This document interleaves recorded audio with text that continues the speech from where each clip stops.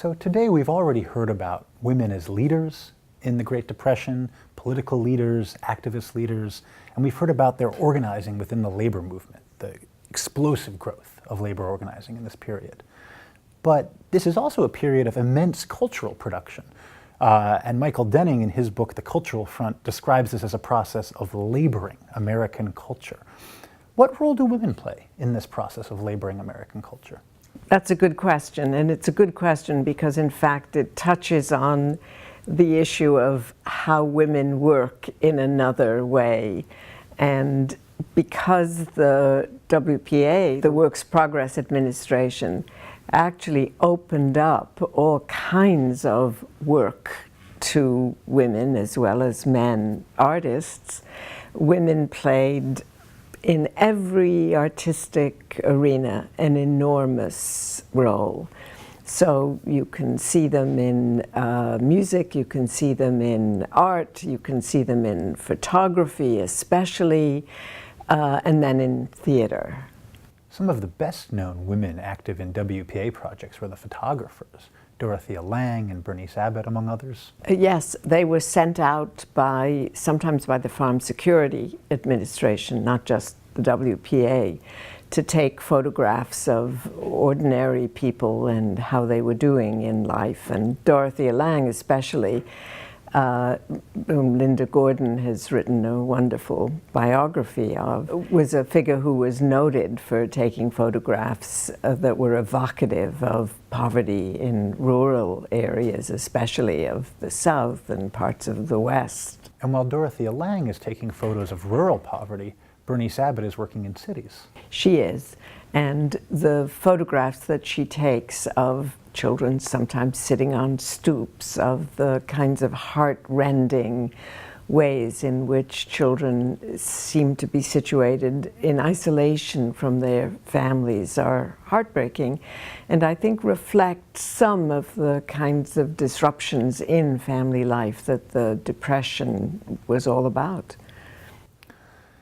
And she's employed, I believe, by the WPA, but there are also many women as well as men working in the Federal Writers Project and the Federal Artists Project at that time in cities. Yes, the Federal Writers Project, of course, is one of all of our favorites because it sent out people to record the voices and the stories of former slaves, which provided a collection that the Library of Congress still holds and that is a resource for historians everywhere. But the WPA also employed a whole range of writers who probably wouldn't have survived had it not been for the federal government. My favorite one, of course, is Anzia Jezierska, who we've talked about a little bit, but who's an immigrant woman who'd had some success in the 1920s. But by the 1930s, there was no market for her work anymore. Nobody wanted to read about poverty. Everybody wanted to overcome it. But she is another supported by the Writers Project. And since we're here at Columbia, I can't help but note that the great Zora Neale Hurston also takes part in some of these projects. Yes, and Zora Neale Hurston's both a writer and an anthropologist by training who becomes a writer and fictionalizes a lot of what she discovers and recreates about her own background. Zora Neale Hurston is one of those classic figures who would we have known her without the WPA? I don't know. She was certainly quite active in the 1920s and supported by some of the advocates of the Harlem Renaissance, but whether she would have survived without benefit of the WPA, who knows? One can ask the same question about another of my favorite African-American writers, Dorothea West, who wrote about middle-class black family life and yet has something of the same trajectory. The truth is that the 1930s was a very difficult time for writers. Nobody had extra money to buy or to support the arts. And some of the projects supported by these programs are also in dance. Yes, of course Katherine Dunham comes to mind immediately. Martha Graham's early years are in these years. Josephine Baker by now is gone. She's now living in France. So I don't know whether she actually benefits from the WPA or not, but surely the sort of spirit of the 1920s carries her through into the 1930s. The women I think of most often, though, come out of the Federal Theater Project. You know, that here's a project actually run by a woman for several years named Hallie Flanagan, who makes it her business to create and support artists and writers and productions which actually speak to some of the problems of ordinary life, including work. So she turns her art, if you like, into her job, or her job into her art. Of course, one of the great figures of the 1930s is Lillian Hellman, who did not have to go on relief in any way. She had already made her mark with her 1934 production of the Children's Hour, but who becomes, in the 1930s, one of the sort of premier, you might call her a radical playwright, or a playwright who focuses on the everyday lives of families and the disruptions within families, although not particularly on poverty. And of course, she finds herself embroiled in controversies decades later for her support of the Soviet Union and the Communist Party, which is very active at this moment. Indeed, Denning's term, the Cultural Front, is a play on the idea of a popular front promoted by the Communist Party in this period to advocate for a kind of broad leftist commitment, not just to social welfare, but also to social ideas in all realms of life. Yes, and of course Lillian Hellman, but many of the other artists supported by the WPA are themselves, you might say, left-wing in one way or another. So some are socialists, some are communists, some are Trotskyists. The group splits. But a lot of them express themselves through the anger, I suppose you might say, towards what's happening in capitalist society. So artists like Mark Blitzstein comes to mind, for example, you know, whose work, you know, just angrily denounces what's going on in America today. Hellman is one of those people denouncing capitalism, if you like, and she's associated with not, well, I suppose you could say she's associated with Popular Front culture.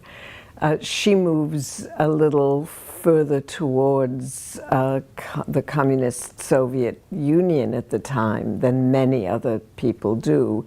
But almost all of the creative people of that period, and especially the creative women, Mary McCarthy, who becomes Hellman's enemy, comes to mind, but who is a Trotskyist, not a communist.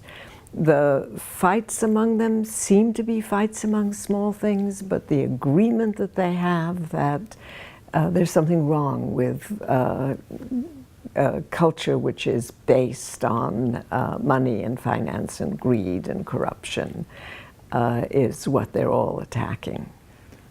In a way, it's a remarkable thing to consider in our own time. An enormous outpouring of culture, all of these different media, supported by the federal government through many local agencies, actively advocating for what we think of today as radical causes, in a way. Well, yes, advocating for radical causes, but I'm not sure about the actively part. I mean, after all, Hallie Flanagan's Workers' Theatre was closed down, and the whole project of the whole federal theater project was closed down by the federal government as soon as it could do so. So my guess is that they were not thought of as radical. They were thought of as ways of supporting working artists, and that in itself was a radical activity of the federal government.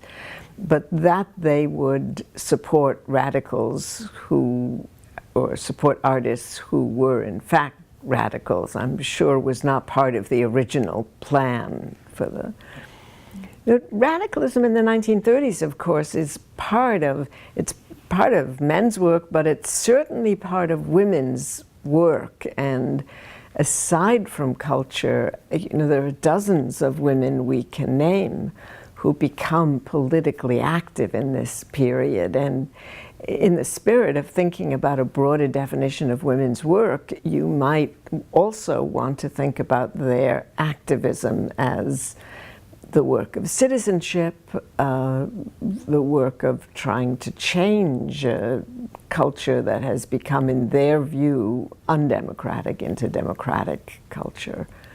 It's probably no mistake that some of these folks have a connection to or work the boundaries between cultural production and activism. I'm thinking here of Claudia Jones in Harlem, or Eslanda Robeson, and many other folks who are sort of working that boundary in a way.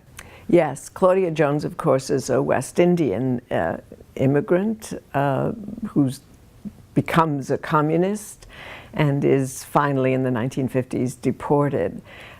She's one of those enormously creative products, you might say, of the Harlem Renaissance, or of that period, whose activism in the 1930s, whose political activism got her into trouble. Eslanda Robeson, who marries Paul Robeson, is herself, I believe, not an African American, and yet she takes up the cause of African Americans, and with Paul Robeson becomes attached to the Communist Party. And of course, Robeson by this period is a singer and so on, so she's very much part of the artistic community.